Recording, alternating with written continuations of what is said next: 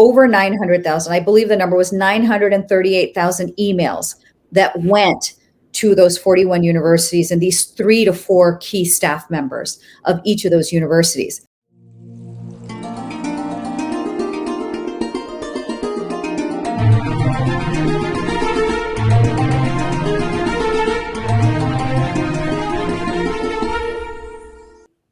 Hello and welcome to PGurus channel.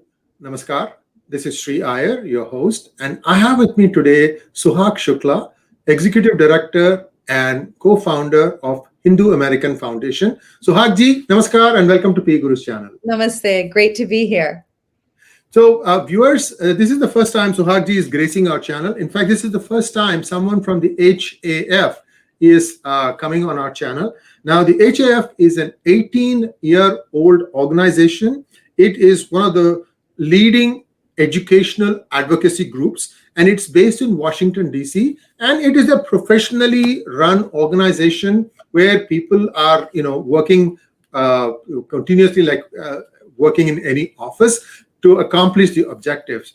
So, Hajji, a little bit about HAF before we jump into today's topic, which is this dismantling global Hindutva. People who don't even understand what Hindutva is are weighing in as if they are experts. Okay, that you got the plot. We are not going to like what they are doing, but that's a different point. Let's first hear about HAF from you. Absolutely. So, Hindu American Foundation, we started it, or myself and my co-founders, there were 4 to 6 of us in the early days, primarily second generation Hindu Americans who were raised in, any range of homes, traditional to not so traditional. And I don't even know, even that word is a little bit loaded. But the fact is that we grew up in homes where the Hindu tradition was living and breathing in different and diverse ways, as it does in Hindu society. But what we were finding, for many of us who grow up in the United States, you kind of have one foot in the Eastern ways of living and seeing the world, and then you have one foot in the Western ways.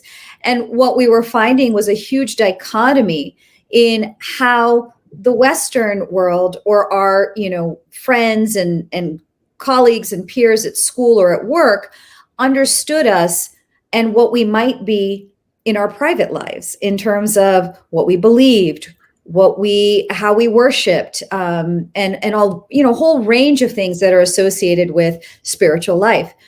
And so these types of dichotomies we saw in a wide range of places, in school textbooks, in the media, as well as even in the policy space. I remember, I'm a lawyer by training, and years ago there was some sort of Pledge of Allegiance case, and someone was well-meaning enough to wanting to insert a Hindu perspective.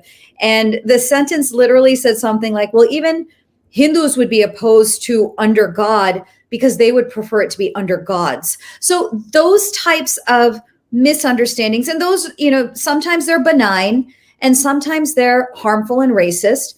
But seeing that sort of dichotomy, we felt that there was really a need for an organization that would serve both the educational challenges, meaning the challenges that we have as a community in terms of how people understand who we are and where we come from and what we stand for, as well as in the policy space in terms of what are the issues that are impacting our community and how can we better advocate for them.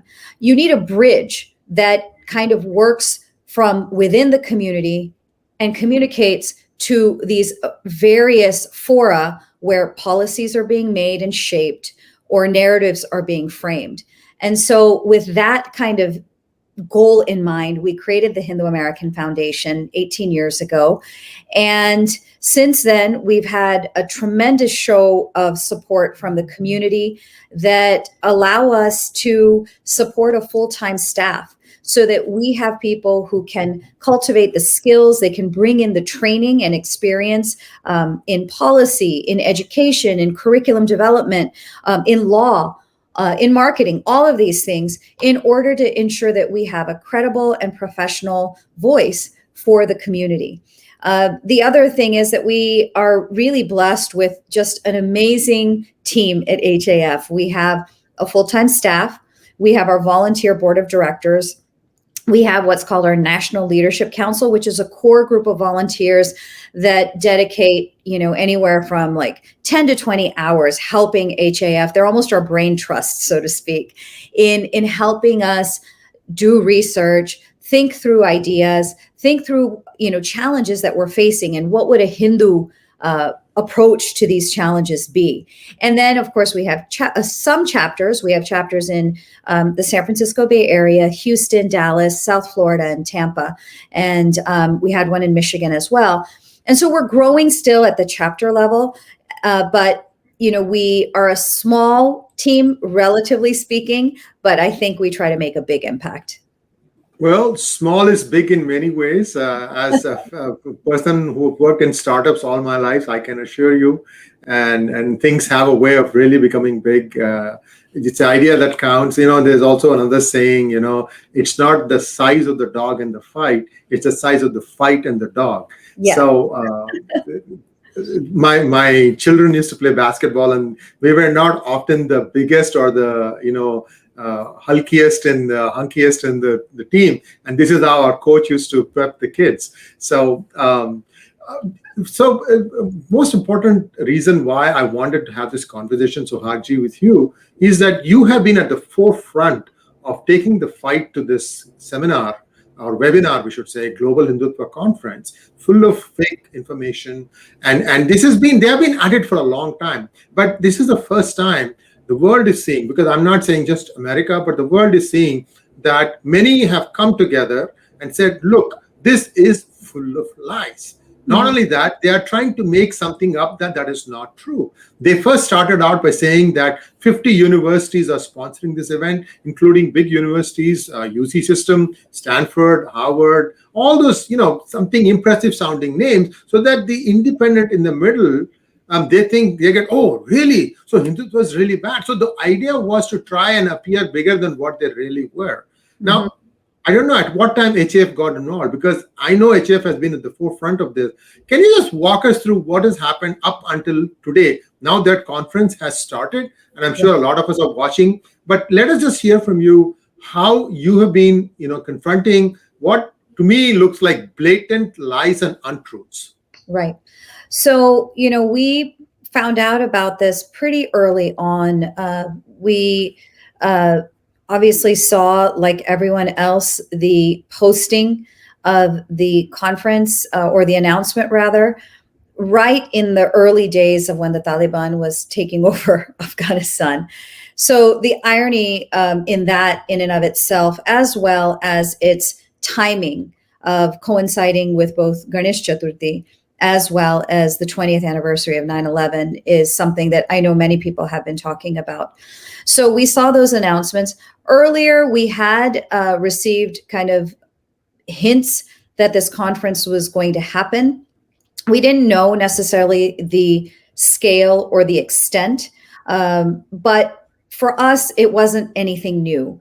This echo chamber of scholar activists and activists have been active for many, many years, whether it was countering community efforts in trying to get accuracy and balance in the way Hinduism is taught in textbooks, to making sure that our U.S. Congress has a balanced understanding of issues that are impacting Hindus in India or throughout South Asia.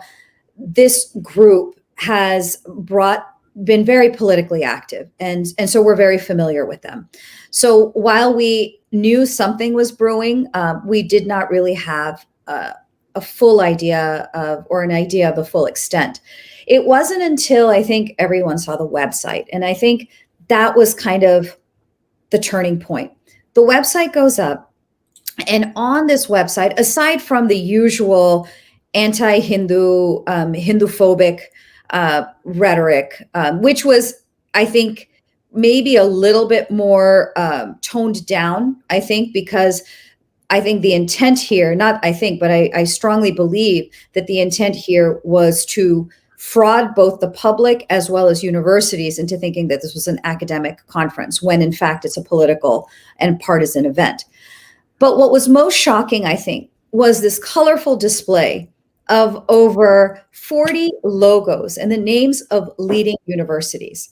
Now, considering the fact that education is such a central pillar to not only our civilizational values, but it's a central pillar to our ability to contribute to whatever country we go to as diasporic Hindus. And so I think that's what triggered the type of community response that we've seen in this. Because look, I've been working in this space for 18 years, and there have been issues that are as large, if not larger than this, that actually, have fundamental impacts on policy or on narratives. And I'm not saying that this doesn't, but there have been similar issues of similar scale. But the way that this has woken our community up, why? I think because either we've been to college and maybe we went to one of those colleges that was displayed, or we have children in those schools, or the children who are not in college yet may potentially go there, right? Not to mention the some 200,000 students that are coming from India. So I think that's what really triggered the type of response that we saw. The use of those logos was fraudulent. Absolutely. I know because my husband is on faculty at a university here in Philadelphia, at the University of Pennsylvania, that there are, and you can talk to, I have many friends who are in academics, there are very strict guidelines as to when and where you can use a logo, because what a logo does is it signals some sort of official support or endorsement. As a nonprofit institution, which is what most colleges and universities are, they are prohibited from participating in political activity. And it was very clear from the get-go that this event was a political activity. And we can talk a little bit about why. One, dismantling is not an academic exercise. Deconstructing, critiquing, all of those things are valid and well established mechanisms in which people take complex topics and try to improve understanding. But where you're trying to dismantle something, and specifically they're talking about Hindutva, and not just Hindutva as a standalone, but Hindutva as espoused by the BJP, which is the democratically elected party in India, it makes very clear that this was political in nature. They also had politicians from India. They also had very vocal political activists from India. So while the average American may not recognize that this was a political activity, I think most of us in the community saw it for what it was. And that's what galvanized the community to bring this to the attention of university administrators. Not once did at least HAF's efforts and some of the other efforts that have been out there from other organizations ask for cancellation. Not once did any of the letters ask for dismissal of any of the academics who are participating, which is what today one of the speakers suggested. Not once did we say universities should stop any faculty members from attending the event. We were simply saying, one, that this is a political event. Please provide us some clarity as to whether it's officially endorsed or supported by the university as a whole, or even its departments, because it goes against the whole idea of liberal education and tax-exempt regulations. And second, considering the fact that this event is platforming Hindu-phobic speakers, platforming resources that promote Hinduphobia and at the same time deny Hinduphobia, what assurance are you going to give the community, a community that's made up of parents, relatives, friends, and students, that the university is going to ensure that any student who is, fears hostility or feels that they cannot speak out and provide an alternative opinion or even ask questions in a place that's safe to ask questions, what assurance are you going to give us that they will be supported? It was that simple. So the way things stand now, I think there are 30 plus this university still saying that they are okay if the site claims that they are co-sponsoring the event. Am I correct? They have done so much flip-flopping, these event organizers. And let me say a little bit about these event organizers. It was kind of this ambiguous social media handle and website. It is not an institution. It's not a registered organization. It's not a tax-exempt organization. It is just a bunch of people coming together and throwing up a website and creating a Instagram handle and a Twitter handle. So they had the logos within 36 hours, because what we did is HAF, and I know other organizations as well were doing this, started sending letters. We first directly wrote to the 41 universities that were listed, and we wrote to their presidents, their provosts, as well as their public relations staff to say, ask those questions that I just went over. After we didn't hear back from them, I think we gave them 24 hours, because this is a serious and critical issue. Yes. They should have the decency of responding, but they didn't. And so after 24 hours, we launched a grassroots campaign. We've never seen this sort of response. Within the first 24 hours of that letter writing campaign. And they keep saying, oh, this was like the same email coming. Well, guess what? Welcome to grassroots advocacy. That's what every professionalized advocacy organization does, because that's why people support us, because everyone else doesn't have necessarily the expertise or the time to draft up a letter that makes all the points in a concise manner. And so that's why they support advocacy organizations to do the work for them, and then to empower them in order to quickly take action on issues that are important to them. So this whole characterization of this as harassment, I think it's ludicrous. On the one hand, they say they're fighting for a democracy. Well, this is what democratic action looks like. So within that first 24 hours, we had something like over 900,000. I believe the number was 938,000 emails that went to those 41 universities and these 3 to 4 key staff members of each of those universities. From what I've heard, a lot of their servers crashed. I feel bad about that, but you should have just responded when you got the email to begin with, but you ignored it, hoping that it would go away. And so we needed to make sure that they understood that HAF and the other organizations that were sending these, letters individually carried with them the voices of tens of thousands of people. And after the letter writing campaign, we actually switched then to a petition for this reason, that, the point was made that this is an important issue. And it was only after those emails started hitting their inboxes and maybe crashing a few servers that they started responding. They had a choice. They could have responded, but they didn't. And so more people spoke up, and more people spoke up, and more people spoke up, until they had no choice but to respond. Now, some of those responses have been less than satisfactory. They're talking about academic freedom. Yes, we absolutely support academic freedom, and we support free speech. But academic freedom has contours. First, it's bound by academic honesty, and it's bound by academic integrity. So what does academic integrity mean? It means that as a university, as departments, as faculty, you're going to support open inquiry, you're going to encourage viewpoint diversity, and you're going to model how to engage with different perspectives. This event is the polar opposite of any of that. We've seen, if people are watching, we've seen a whole lot of dishonesty.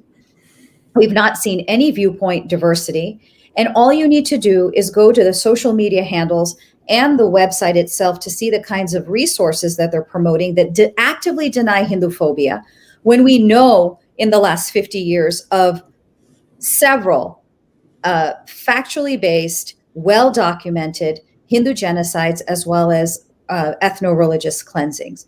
So therein, for any university that's saying that this is an exercise of academic freedom, I think they're going to regret that once they start seeing the videos from this event and they see the sort of rhetoric that came out of it and the type of demonization that came out of it. I mean, this last session You know, there has been so much hatred towards Hindus in demonizing Brahmins, for instance, and saying that the whole of Hinduism is, discriminatory, inherently bigoted, et cetera, et cetera.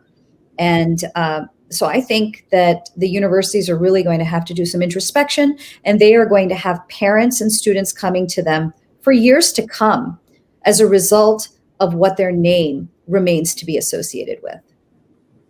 Thank you for that. Suhagji, I have a simple question for those who are still allowing their names to be published on the website as co-sponsors. Supposing I do a search and I do a replace of the word Hindutva with, say, Christianity or Islam, do you think these universities would allow that event to be co-sponsored? I think they would have distanced themselves, quite honestly.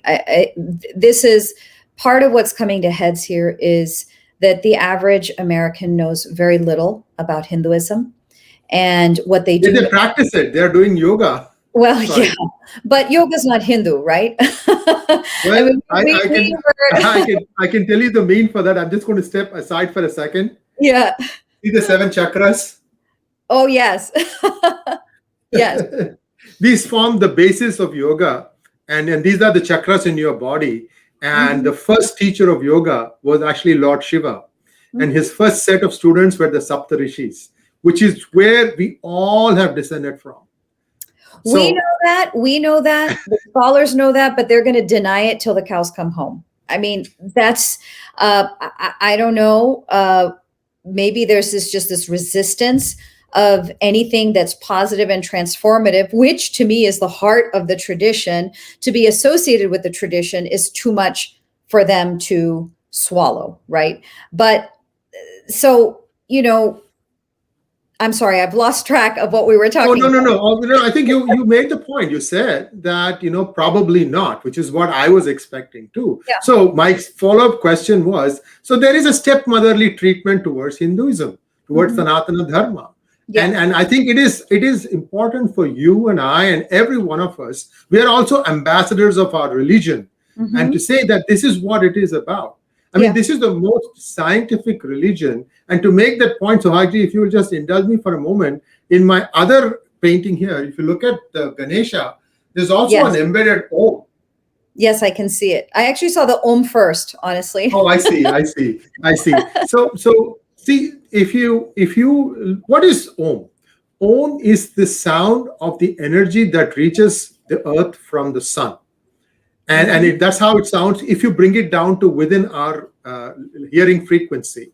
Now, what people have done is they have used a tonoscope to try and analyze what are the different frequencies that make up this sound Om. The way the Om has to be done from your Nabhi, that is your navel, it has to come from within your, that is the right way to say it. Let's say somebody did that and you put it through something called as a tonoscope, they get what is known as a Sri Chakra, which is what is the other thing. I'm going to just put my thing full here.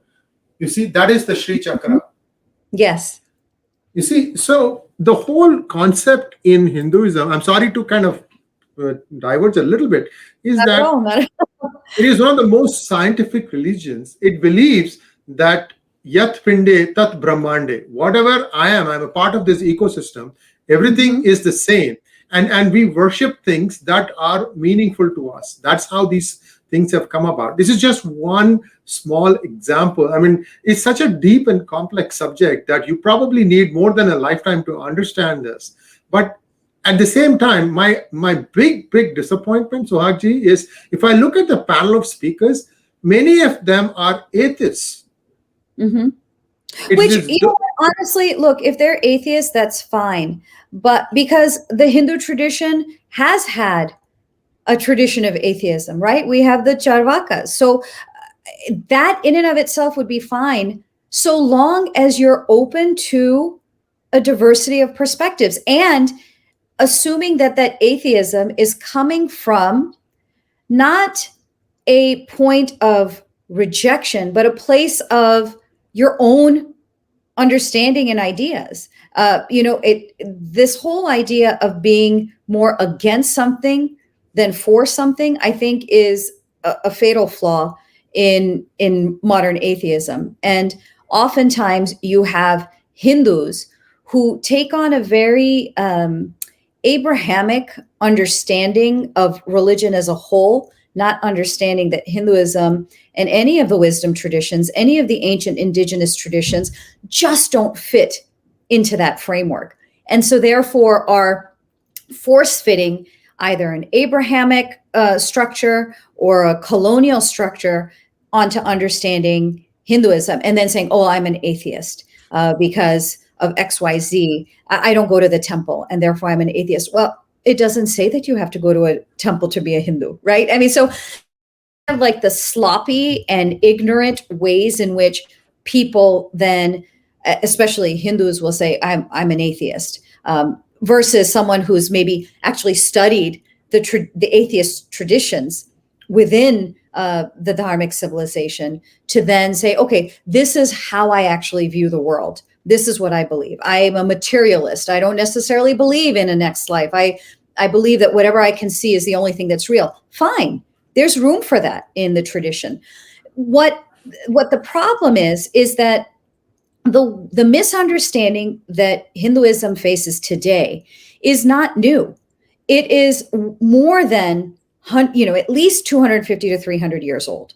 The earliest Indologists and the biases with which they came to studying Hinduism still permeate the ways in which Hinduism in India are studied today, largely. That's not to say that there are not academics who are actually approaching the tradition through as neutral a lens as possible, or with the intent of trying to understand what Hinduism means in the lived lives of Hindus. So there are scholars. I think people need to keep that in mind and keep that perspective. What we're seeing at the DGH conference is a small coterie of vitriolic and vocal scholar activists. There's a whole lot of other scholars who are quietly doing their work, and they're not speaking up because this group is a bunch of bullies. They're the ones who have access to the more prestigious panels. They're the ones who are maybe on the peer review committees. So anyone who's actually doing serious scholarship and through the type of intent that academia should be approaching any subject with an open mind, with an intent of improving understanding, they're just going to be silenced. And I know they're being silenced because I hear from them all the time. But what are the biases that permeate how Hinduism has predominantly been studied? We have Christian Protestant bias that's laced with what back then was kind of a prevalent anti-Semitism amongst Christians. There's, of course, a rejection of heathens and idolaters as they viewed the Hindus and the Hindu tradition. With that are these new notions of modernity, where anything that progress only occurs in a linear fashion, and therefore anything in the past is somehow backwards, and moving forward, everything is getting better. I can guarantee you things are not getting better in terms of the environment and a number of things. Yeah, life might be more comfortable, but is life really getting better? We might have better disease control, but are we happier? Is there less suffering? Is the planet doing well? I think those are some fundamental questions. And we can see with our own eyes that modernity isn't necessarily progressing towards something that's more evolved or better. And the last piece is Marxism. This force-fitting of a Marxist lens of needing one group that's an oppressor and one group that is perpetually the oppressed. And so in that framework, Hindus, as a majority, even though internally we are so diverse, are somehow this majority. And then everyone else, especially based in India, is a minority. And those are kind of the frameworks that upon which Indology was largely based. And there's some great scholars who are unpacking all of this. You have Vishwa Adluri, Joy 𝗖𝗂𝘂𝗶𝗁, Balu Gangadhara, Jakob Deruver. I mean, there's number of scholars, Arvind Sharma, who are actually, even though there's scholars who say they are post-colonialists, they're actually deconstructing some of these colonial edifices that continue to stifle actually any meaningful understanding of Hinduism and its history. See, what pains my heart is, Hinduism is one of those few religions which believes in the Sarva Dharma Samabhava. All religions are equal, and respect towards all religions. Whereas you see that Abrahamic religions don't often follow that precept. They say mine is better than yours, and they can't adequately explain why. And in this sort of environment, it's all the more important for ambassadors of the religion to just take one simple thing in simple words, simple concept, explain what Sanatana Dharma is about, what Hinduism is about. And I think a beginning has been made. There is churn right now. Let's accept it. But then from the churn, you get Amrit. That's right. So that's what it is. And may Amrit come from this. And I hope and I wish you all the best. I mean, Suhagji, it's been a pleasure talking to you today. And let's see how this conference proceeds. And there are some counter conferences also taking place the same time. So now they also know that this can be easily challenged. If you can put up a website, I can put up one too. If you want to bring up speakers, I can do that too. So anyway, so this is a good way to counter it. But the long journey, I'm sure are here in for the long haul. And I wish you all the best. And those of you who would like to participate in HAF's activities, if you want to just let them know the website that you have, Suhagji, that way, we can get the call to action out for those who are interested in contributing. For sure. And this has been such a pleasure to be with you, finally. But people can visit us at www.hinduamerican.org. You can follow us on social media. We're active on Instagram, Facebook, and Twitter at Hindu American. And since you mentioned that we're ambassadors to our tradition, we actually have a really fun program called our Hindu Ambassadors Program, our Dharma Ambassadors Program, where it's a one-day course where we walk through how to talk about our tradition to people who are not from within, so that we can speak in simple, concise terms to take these really deep and profound teachings and present them in a way that people can understand. And it then encourages respect for the tradition, and they can connect the dots between things that they might already be seeing in the community or practicing, like yoga or Ayurveda or meditation, and make that connection to the Hindu tradition. We also have another program called our Dharma Advocates Program, and that takes a little bit more of a policy and civic space and civic engagement model, where people can come to this course and learn how to advocate for issues that are impacting our community at the local, state, and federal level. Thank you very much, Suhagji, and it's been a pleasure talking to you. And what I'm hoping is this is the first of many such conversations in the future. And it was very enlightening to understand and see how much work and effort that you have put into this. And I think let's hope that the general world, the world needs that spiritual leadership that Sanatana Dharma can provide. And we are but, small tools in that path, in laying down that path and showing people how wonderful life can be. Once again, thank you very much, and namaskar. Namaskar.